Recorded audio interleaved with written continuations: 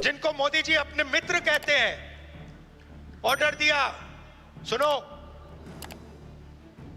इस बार गले नहीं लगेंगे, इस बार नए टैरिफ लगाएंगे। सच्चाई है कि आर्थिक तूफान आने वाला है। कोविड आया था, नरेंद्र मोदी जी ने थाली बजवाई, मोबाइल फोन की लाइट दिखवाई। अब आर्थिक तूफान आ रहा है, सामने है। 50 साल से सबसे ज्यादा बेरोजगारी आज है। कहां गए नरेंद्र मोदी? कहां छुप गए हैं? बांग्लादेश का राष्ट्रपति उल्टा बयान देता है और नरेंद्र मोदी जी उसके साथ बैठे हुए हैं, चुप, एक शब्द नहीं निकलता मुंह से। कहां गई 56 इंच की छाती? इंदिरा गांधी से एक बार किसी ने पूछा,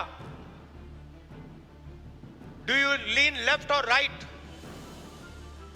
मतलब आप दाएं लीन करती हैं, बाएं लीन करती हैं? इंदिरा गांधी जी ने कहा, मैं हिंदुस्तान की प्रधानमंत्री हूं, मैं ना दाएं लीन करती हूं ना बाएं लीन करती हूं, बीच में सीधी खड़ी रहती हूं।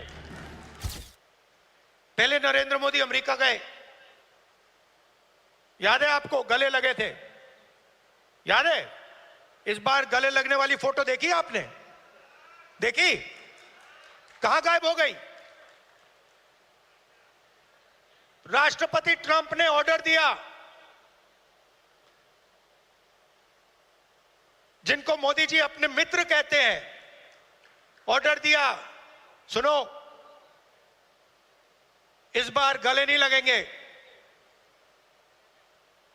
इस बार नए टैरिफ लगाएंगे।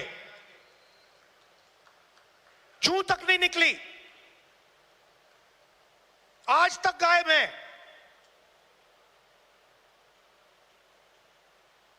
जनता का ध्यान वहां ना चला जाए तो पार्लियामेंट में 2 दिन ड्रामा चलाया। मगर सच्चाई है कि आर्थिक तूफान आने वाला है। कोविड आया था, नरेंद्र मोदी जी ने थाली बजवाई, मोबाइल फोन की लाइट दिखवाई। अब आर्थिक तूफान आ रहा है, सामने है। करोड़ों लोगों को नुकसान होगा। 50 साल से सबसे ज्यादा बेरोजगारी आज है। कहां गए नरेंद्र मोदी? कहां छुप गए हैं?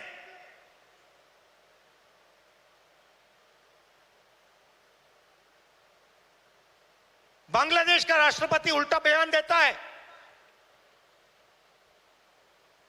और नरेंद्र मोदी जी उसके साथ बैठे हुए हैं, चुप, एक शब्द नहीं निकलता मुंह से। कहां गई 56 इंच की छाती?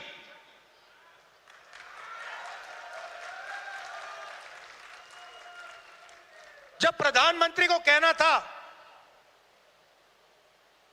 इंदिरा गांधी से एक बार किसी ने पूछा, डू यू लीन लेफ्ट और राइट? मतलब आप दाएं लीन करती हैं बाएं लीन करती हैं? इंदिरा गांधी जी ने कहा, मैं हिंदुस्तान की प्रधानमंत्री हूं, मैं ना दाएं लीन करती हूं ना बाएं लीन करती हूं, बीच में सीधी खड़ी रहती हूं। ये हमारे जो नए प्रधानमंत्री हैं, ये सीधा सामने मत्था टेक देते हैं।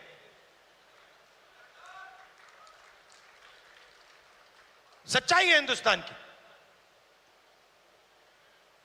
और विचारधारा की लड़ाई है।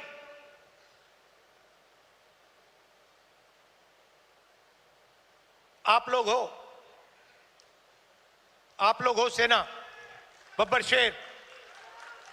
किसी ने कहा राहुल गांधी भारत जोड़ो यात्रा में चला। मैं आपसे सवाल पूछना चाहता हूं, क्या आपके बिना राहुल गांधी भारत जोड़ो यात्रा में चल सकता था क्या? तो आपको कहना चाहिए, हम सब चले भारत यात्रा में और राहुल गांधी हमारे साथ चला था। आपकी शक्ति है, आपकी विचारधारा की शक्ति हमारी विचारधारा की शक्ति है, और देश आपको चाहता है। देश तंग आ गया है। आप देखना, बिहार के चुनाव में देखना, महाराष्ट्र के लोगों से पूछिए, आपको बताएंगे। बीजेपी ने महाराष्ट्र में चुनाव कैसे जीता है वो आपको बता देंगे, किस प्रकार से जीता है। इलेक्शन कमीशन से हमने वोटर लिस्ट, महाराष्ट्र की वोटर लिस्ट हम पूछ पूछ के थक गए। आज तक इलेक्शन कमीशन हमें महाराष्ट्र की वोटर लिस्ट नहीं दे पा रहा है। यह सच्चाई है। मगर आने वाले समय में यहां पे बदलाव आने वाला है। लोगों का मूड दिख रहा है। तो विचारधारा की लड़ाई है, आपकी विचारधारा है, गांधी जी की विचारधारा है।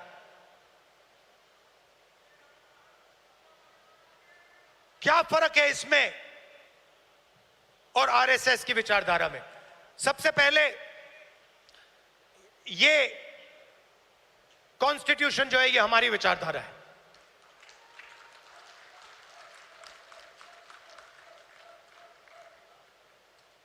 इसमें गांधी जी की, अंबेडकर जी की, पटेल जी की, बुद्ध भगवान की, नारायण गुरु जी की, गुरु नानक जी की, कबीर जी की, बसवना जी की विचारधारा है।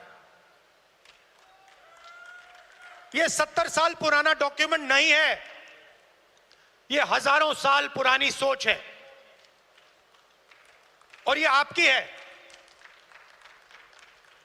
आपके खून, आपके पसीने ने, कांग्रेस पार्टी के खून, कांग्रेस पार्टी के पसीने ने यह कॉन्स्टिट्यूशन देश के साथ बनाया है और आज इस पर आक्रमण हो रहा है। संस्थाओं पर आक्रमण होता है। अग्निवीर, अदानी अंबानी को देश का पूरा धन, यह सब कॉन्स्टिट्यूशन पर आक्रमण हो रहा है। कॉन्स्टिट्यूशन में कहीं नहीं लिखा है कि हिंदुस्तान का पूरा धन 2-3 लोगों के हाथ में होना चाहिए। कॉन्स्टिट्यूशन में कहीं नहीं लिखा है कि हिंदुस्तान की हर संस्था में एक संगठन आरएसएस के लोग होने चाहिए। इस कॉन्स्टिट्यूशन में कहीं नहीं लिखा है कि हिंदुस्तान की सब यूनिवर्सिटीज के वाइस चांसलर आरएसएस के होने चाहिए। इस कॉन्स्टिट्यूशन में कहीं नहीं लिखा है कि हिंदुस्तान की दूसरी भाषाओं को, तमिल को, बंगाली को दबाया जाना चाहिए। कहीं नहीं लिखा है। मगर आरएसएस और बीजेपी रोज इस कॉन्स्टिट्यूशन पर आक्रमण कर रहे हैं और इनको सिर्फ कांग्रेस पार्टी रोक सकती है, बाकी पार्टियां नहीं रोक सकती हैं। आप देखना, क्योंकि यह विचारधारा की लड़ाई है। जिस पार्टी के पास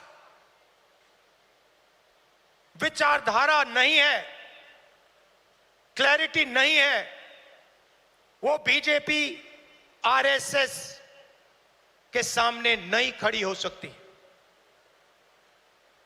जिस पार्टी के पास विचारधारा है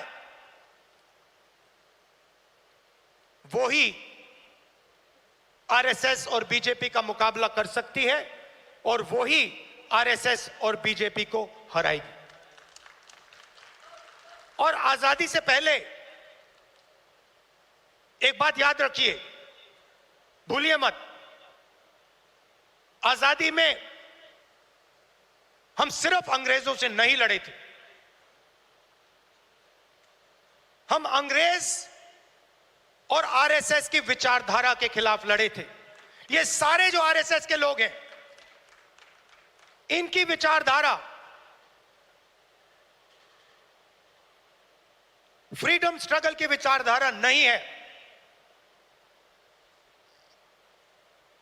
जिस दिन कॉन्स्टिट्यूशन लागू हुआ था, जिस दिन यह किताब लिखी गई थी, उस दिन इस कॉन्स्टिट्यूशन के खिलाफ आरएसएस ने रामलीला मैदान में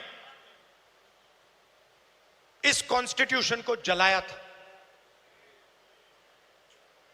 सालों के लिए इस कॉन्स्टिट्यूशन में लिखा है कि हमारे देश का जो झंडा है वो तिरंगा होगा। सालों के लिए आरएसएस ने तिरंगा को सलूट नहीं मारा था। यह सच है। आज जो भी कहें उनकी विचारधारा कॉन्स्टिट्यूशन के खिलाफ है। वो लोकतंत्र को खत्म करना चाहते हैं। वो हिंदुस्तान की सारी संस्थाओं को कंट्रोल करना चाहते हैं और अंबानी अदानी को हिंदुस्तान का पूरा धन पकड़ाना चाहते हैं। और हमारी विचारधारा कहती है कि यह देश हर जात का, हर धर्म का है, हर भाषा का है। इस देश की संस्थाएं, इस देश के इंस्टीट्यूशंस किसी एक संगठन के नहीं हैं, कांग्रेस पार्टी के नहीं हैं, इस देश की जनता के हैं।